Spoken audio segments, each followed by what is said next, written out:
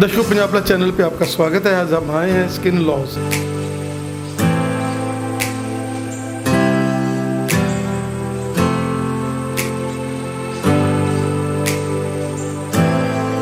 लोग सुंदरता को तो बहुत फोकस करते हैं चमड़ी की, बट उसकी बीमारियों को इग्नोर करते रहते हैं। बहुत सारे कॉस्मेटोलॉजी प्रोसीजर्स भी मैं कर रही हूँ, जैसे कि पीआरपी हो गया, केमिकल पील्स होगी, डर्मा फेशियल्स हो गए, स्किन पॉलिशिंग या माइक्रोडर्माब्रेशन। हमें जितना हो सके सैलेड डाइट में फ्रूट्स बदल कर सब्जियाँ या बदल कर अन्न खाना चाहिए। सनस्क्रीन उम्र के हिसाब से दिया जाता है। अब ये नहीं कि आपने एक ऐड देख ली सनस्क्रीन की टीवी पे और सनस्क्रीन खरीद लाए। अब बड़ों वाला सनस्क्रीन हम बच्चों में नहीं लगा सकते।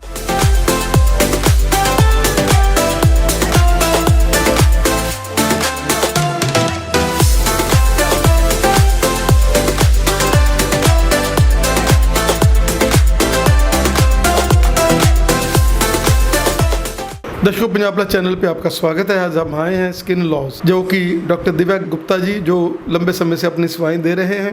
दिव्या जी, स्वागत है आपका हमारे स्पेशल शो में। धन्यवाद जी। दिव्या जी, क्या कहना चाहेंगे कि स्किन जो कि एक बहुत बड़ा फील्ड है और आप उसमें बहुत ही डीप जो है नॉलेज रखते हैं और क्लिनिकल डर्मेटोलॉजिस्ट हैं, आप क्या कहना चाहेंगे? मैं बेसिकली क्लिनिकल डर्मेटोलॉजिस्ट हूँ। स्किन की जो बीमारियां हैं, सिर्फ एक्ने, हेयर फॉल या फंगल इन्फेक्शंस नहीं, और भी स्किन में बहुत सारी बीमारियां हैं जो आम जनता में उनकी अवेयरनेस नहीं है एंड गलत इलाज की वजह से बहुत बिगड़ जाती हैं। उनकी जानकारी होना आम जनता में बहुत ज़रूरी है। जैसे कि शुगर है, बीपी, हार्ट अटैक के बारे में सभी को पता है, बट चमड़ी रोगों के बारे में जनता को बिल्कुल पता नहीं है। उनके लिए सिर्फ फिंसियाँ हो गई, माता निकल गई तो झाड़ा करवा लिया, पिंपल हो गए तो बेटनोवेट लगा ली, स्टेरॉयड लगा लिया, इतना ही पता है जनता को। स्टेरॉयड, कोई भी स्टेरॉयड लगा लो, दैट्स ऑल। उनको लगता है कि स्टेरॉयड ही चमड़ी में हर बीमारी का इलाज है, जबकि ऐसा बिल्कुल भी नहीं है।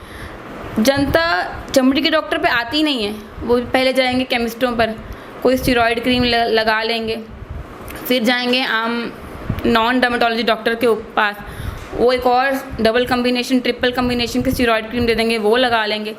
जब इन्फेक्शन या कोई बीमारी का, चमड़ी के रोग का बुरा हाल हो जाता है, तभी वो स्किन स्पेशलिस्ट या डर्मेटोलॉजिस्ट के पास आते हैं। ठीक है, तो चमड़ी के रोगों की अवेयरनेस है ही नहीं, जिसके बारे में जनता को जागरूक करवाना बहुत ज़रूरी है।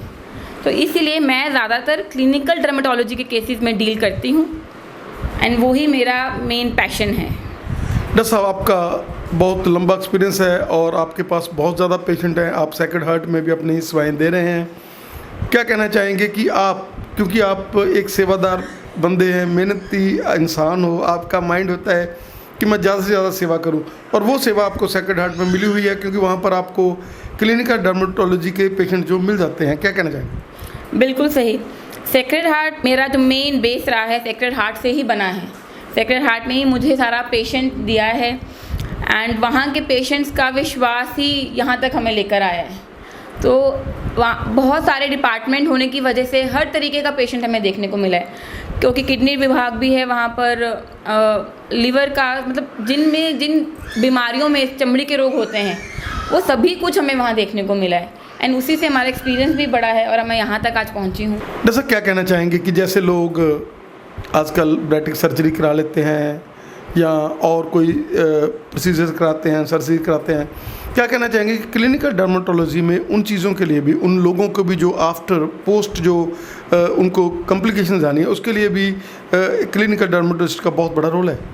हाँ, बिल्कुल है, बहुत बड़ा रोल है। इवन कि अगर हमारा एक पेशेंट का डायलिसिस चल रहा है, डायलिसिस की कोई चमड़ी पे कॉम्प्लिकेशन आती है, किडनी की बीमारी की वजह से चमड़ी पे कॉम्प्लिकेशन आती है, लिवर की प्रॉब्लम की वजह से चमड़ी पे बहुत सारी बीमारियां उत्पन्न होती हैं, बाकी दवाइयाँ जो बाकी रोगों की चलती हैं शरीर के, उन दवाइयों के साइड इफ़ेक्ट्स भी चमड़ी पे बहुत होते हैं, जो सबको हम क्लिनिकल डर्मेटोलॉजी में डील करते हैं, वो ही हमारा काम है। उतना ही नहीं, जैसे कि शुगर की बीमारी है जो कि ख़ानदान में चलती आती है, जिसको हम कहते हैं कि ऑटोइम्यून डिसऑर्डर है। वैसे चमड़ी में भी बहुत सारी बीमारियां हैं जो कि ऑटोइम्यून डिसऑर्डर है, जिसकी दवाई लंबी चलती है एंड उनकी समय पर रोकथाम कर लेना, उनको कंट्रोल में रखना बहुत ज़रूरी है। जैसे कि सोरियासिस नाम की बीमारी, जिसमें कि पूरे शरीर पर लाल दाग और सफ़ेद पपड़ी आ जाती है। सिर पर हो सकती है, पूरे शरीर पर हो सकती है, कहीं भी किसी भी अंग पर या पूरे जिस्म पर।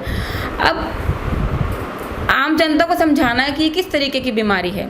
लोगों को लगता है कि कोई इन्फेक्शन हुआ है, झाड़ा करवा लेंगे ठीक हो जाएगा, या दवाई थोड़े टाइम खा लेंगे 5-10 दिन ठीक हो जाएगा, ट्यूब लगा ली। वो डॉक्टर बदलते रहते हैं, मतलब क्योंकि समझ नहीं है, कोई समझाने का किसी के पास टाइम नहीं है कि जो बीमारियां हैं लंबी चलनी हैं एंड इनको कंट्रोल में रखना ही हमारा एम है। सही इलाज से इनको बड़े अच्छे से कंट्रोल में रखा जा सकता है। जैसे कि शुगर की अगर हम प्रॉपर समय पर दवाई खाएं, परहेज़ रखें, तो इंसान बहुत अच्छी ज़िंदगी जी सकता है। वैसे ही चमड़ी में बहुत सारे रोग हैं जो जीवन ख़राब कर देते हैं, बट सही इलाज से बहुत अच्छा जीवन मरीज़ व्यतीत कर सकता है। जैसा आजकल हम बात कर लें, जो बैक के ऊपर लोगों के फैंसियाँ हैं, शुगर होती है, साथ में फैंसीज हो जाती हैं, लाइटली लेते हैं पहले जैसे आपने कहा, लेकिन जब वो बिगड़ जाता है, काफ़ी प्रॉब्लम में आ जाता है, तब उनको क्लिनिकल डर्मेटोलॉजिस्ट या स्किन के स्पेशलिस्ट उनको लगता है कि हम लोग अब उनको दिखाएं। क्या कहना चाहेंगे कि फर्स्ट स्टेज पर भी अगर आपको कोई ऐसी प्रॉब्लम है, आपको क्योंकि आपने सारी ज़िंदगी बैठना है, अगर आपके बैक के ऊपर कोई फिंसी हो जाती है तो आपको उस फर्स्ट स्टेज में ही डॉक्टर से कंसल्ट करना चाहिए, क्योंकि तब आप लोग बहुत आसानी से उसको हैंडल कर लेते हैं। लेकिन जब वो बिल्कुल ही ख़त्म, मतलब वो वाली बात हो जाती है, उसमें पस पड़ जाती है और प्रॉब्लम आ जाती है, फिर वो थोड़ा सा ज़्यादा डिफ़िकल्ट रहता है। बिल्कुल सही कहा। कई बार ऐसा होता है कि स्किन की बीमारियों से हम पेशेंट की शुगर डायग्नोज कर डालते हैं।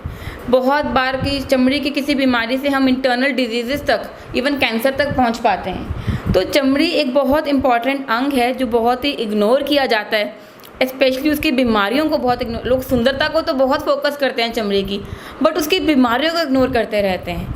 ठीक है, तो कई बार अगर किसी को दाद बार बार होता है, जिसको हम रिंगवर्म बोलते हैं, या फंगल इन्फेक्शन बार बार होता है, तो हमें उनकी शुगर चेक करवानी चाहिए। कई बार उनको शुगर होती है पता ही नहीं होता, या फोड़े फिंसियाँ जैसे कह रहे हैं, फोड़े फिंसियाँ बार बार होती हैं, वो भी कई बार शुगर की शुरुआत की निशानी होती है। तो इन सब चीज़ों को शुरुआत में ही डॉक्टर के पास आ जाना, ट्रीटमेंट लेना, कारण ढूंढ कर बहुत ज़रूरी है उनकी आगे लाइफ के लिए। नहीं तो बहुत बार पाया गया कि पेशेंट सालों साल फोड़े हो रहे थे, कभी आके पता लगता है कि और प्रॉब्लम होने से शुगर थी। तो पहले ही अगर डर्मेटोलॉजिस्ट के पास जाकर सही इलाज लेते, सही टेस्ट करवाते, तो कंट्रोल हो जाता और बाकी जो अंगों पे शुगर का नुकसान तब तक हो चुका था वो बच जाता। दिव्या जी, आप क्या क्या सेवाएं दे रहे हैं? हम आप आज बैठे हुए हैं यहाँ, जो आपका GTB नगर में क्लिनिक है, क्या कहना चाहेंगे, क्या क्या फैसिलिटीज़ यहाँ अवेलेबल है पेशेंट्स की? यहाँ पर चमड़ी के हर प्रकार की बीमारी का हम इलाज दे रहे हैं। यहाँ तक कि 5 साल से कम उम्र के बच्चों की यहाँ पे फीस नहीं ली जाती है चमड़ी के रोगों की। उतना ही नहीं, अगर कोई सिंड्रोम्स हैं या जेनेटिक डिसऑर्डर्स हैं, उनकी भी हम फीस नहीं लेते हैं। और बहुत सारे कॉस्मेटोलॉजी प्रोसीजर्स भी मैं कर रही हूँ, जैसे कि PRP हो गया, केमिकल पील्स होगी, डर्मा फेशियल्स हो गए, स्किन पॉलिशिंग या माइक्रोडर्माब्रेशन, और बहुत सारे प्रोसीजर्स जो हैं स्किन के हम कर रहे हैं यहाँ पे। What removal, corn removal, tag removal, ठीक है, और पिगमेंटेशन के लिए केमिकल पील्स वगैरह। पेशेंट की जो भी डिमांड है हम सब कर रहे हैं। डॉक्टर साहब, क्या कहना चाहेंगे कि हमें अपनी स्किन को हेल्दी रखने के लिए क्या क्या करना चाहिए? सबसे पहला, अच्छा खान पान बहुत ज़रूरी है। अगर हम सोच रहे हैं हम क्रीमें लगा लेंगे जितनी महंगी से महंगी, और हम रात को शराब पिएंगे और सिगरेट स्मोकिंग करेंगे तो चमड़ी अच्छी रहेगी, तो ये बिल्कुल गलत है। चमड़ी को अच्छा रखने के लिए हमारा खाना पीना बहुत अच्छा होना चाहिए। हमें जितना हो सके सैलेड, डाइट में फ्रूट्स, बदल कर सब्जियां या बदल कर अन्न खाना चाहिए। हर तरीके का न्यूट्रिशन हमारे अंदर जाना चाहिए। अगर खाद अच्छी होगी तो बूटा अच्छा पनपेगा। उसी तरीके से हम खाना अच्छा खाएंगे तो हमारी स्किन में अच्छा ग्लो आएगा। 7 से 8 गिलास पानी का नॉर्मल इंसान को पीना चाहिए। ये होगी खाने पीने की बात। अब कैसे हम अपनी स्किन की लगाने की क्रीमों से केयर कर सकते हैं? सबसे इम्पॉर्टेंट पार्ट आता है सनस्क्रीन का, जो कि भारत में सबसे निगलेक्टेड चीज़ है। सनस्क्रीन हर उम्र के इंसान को, चाहे वो जेंट्स है, चाहे वो औरत है, चाहे वो बच्चा है, चाहे वो बुज़ुर्ग है, सनस्क्रीन सभी को लगाना चाहिए, क्योंकि धूप की किरणों से सिर्फ हमें झुर्रियाँ नहीं पड़ती, पिगमेंटेशन होती है और बहुत सारे चमड़ी के रोग हो सकते हैं। तो सनस्क्रीन हर किसी इंसान को, बच्चे में 6 महीने से ऊपर के बच्चे से लेकर बुजुर्ग तक को सनस्क्रीन लगाना चाहिए। एंड अगर ये बेसिक स्किन के रूटीन हम अपना लें तो हम अपनी स्किन को काफ़ी हद तक बचा सकते हैं ख़राब होने से, या जल्दी झुर्रियाँ पड़ने से, या पिगमेंटेशन से। जैसा अगर पड़ी जाए तो फिर भी हमारी दिव्या जी हैं जो उनको भी ठीक कर लेगी और एक नई ज़िंदगी देगी। आपने बहुत सारे पेशेंट्स को, बहुत सारे लोगों को एक नई ज़िंदगी दी है। ख़ास तौर पे मैरिज कपल्स, जब अब पहले मैरिज वाले जो लोग हैं वो जाते थे, जब भी उन्होंने मतलब मैरिज होनी होती थी तो वो ब्यूटी पार्लर्स पर जाते थे, लेकिन आजकल वो स्किन वाले डॉक्टर्स के पास जाते हैं। उनको पता है कि हमारी स्किन है जो इतनी प्यारी स्किन है, उसके ऊपर हम लोग कोई ऐसी चीज़ ना हो जाए कि बाद में हम लोग पछताते रहें। क्योंकि एक स्किन का जो डॉक्टर है जिसको पता है कि स्किन की कम्प्लेक्शन क्या है, वो इन चीज़ों को आपको सुंदर बनाने में भी बहुत ज़्यादा सहायता कर सकता है। बिल्कुल सही। तो आजकल जैसे लोगों को थोड़ी बहुत ही अवेयरनेस हो रही है वो सोशल मीडिया के माध्यम से, तो ज़्यादातर शादी से पहले लड़के लड़कियां डर्मेटोलॉजिस्ट के पास आती हैं। बट क्या होता है, अगर तो नॉर्मल स्किन है तो उसको तो हम महीने 2 महीने में और बहुत ज़्यादा अच्छा चमका सकते हैं। कई बार क्या होता है कि बहुत बुरे पिंपल्स होते हैं, जो पेशेंट सोचते हैं कि 1 महीने पहले मैं डॉक्टर पे आ गया और चले जाएंगे, तो वो बात गलत है। उसकी थोड़ा समय पर आना चाहिए ताकि जो कॉम्प्लिकेशन पिंपल्स की रह जा सकती है, फॉर एग्जांपल के खड्डे पड़ना, स्कारिंग, अगर हम उनसे बचना चाहते हैं तो हमें समय पे ट्रीटमेंट शुरू करना ही चाहिए। वैसे जो प्री ब्राइडल आती हैं लड़कियां, उनके लिए हमारे पास अलग अलग तरीके के फेशियल्स मौजूद हैं, केमिकल पील्स मौजूद हैं, मीज़ोथेरेपी कॉकटेल्स आती हैं, ब्यूटी ड्रिप्स आती हैं आजकल जो लगाई जाती हैं, उन्हें उनका मनचाहा ग्लो मिलता है। दिव्या जी, आपका बहुत बहुत धन्यवाद हम समय देने के लिए। और हम चाहेंगे इस चैनल के माध्यम से जैसे आपने हमारे दर्शकों को अवेयर किया, अरे स्किन को आपने लाइटली नहीं लेना, उसके साथ साथ जैसे आपने बताया अरे आप सुंदर बन सकते हो, कोई प्रॉब्लम नहीं है। जैसे आपने बताया अरे आपने सनस्क्रीन यूज़ करनी है, क्योंकि सनस्क्रीन लोगों को लगता है कि केमिकल है, मुंह में पड़ जाएगा, आंखों में पड़ जाएगा, क्योंकि नुकसान ना हो जाए। क्या कहना चाहेंगे कि ऐसी भी मिथ रहती है? बहुत बड़ी मिथ रहती है। देखिए, सनस्क्रीन उम्र के हिसाब से दिया जाता है। अब ये नहीं कि आपने एक ऐड देख ली सनस्क्रीन की टीवी पे और सनस्क्रीन खरीद लाए। अब बड़ों वाला सनस्क्रीन हम बच्चों में नहीं लगा सकते, क्योंकि बच्चों में हम सिर्फ फिजिकल सनस्क्रीन लगाते हैं कि जिसमें जिंक ऑक्साइड प्रेजेंट हो। नो डाउट बच्चों में हम केमिकल सनस्क्रीन नहीं लगवा सकते। तो ये भी आपका डर्मेटोलॉजिस्ट ही समझा पाएगा या बता पाएगा कि किस उम्र में किस स्किन टाइप पे कौन सा सनस्क्रीन जाएगा। अब ऑयली और ड्राई स्किन ये है, अगर एक्ने वाली स्किन है, एक नॉर्मल स्किन है, उनका भी सनस्क्रीन अलग अलग रहेगा। सेम सनस्क्रीन पूरी फैमिली को सूट नहीं कर सकता। अगर किसी की एक्ने होते हैं और साथ में बहन के दाने नहीं हैं, तो वो बहन वाला सनस्क्रीन भाई को, जिसके पिंपल होते हैं, उसको दाने कर देगा। ठीक है, तो ये सही सलाह किस स्किन पे कौन सा सनस्क्रीन जाएगा, किस उम्र में कौन सा सनस्क्रीन जाएगा, इसके लिए डर्मेटोलॉजिस्ट के पास जाएं।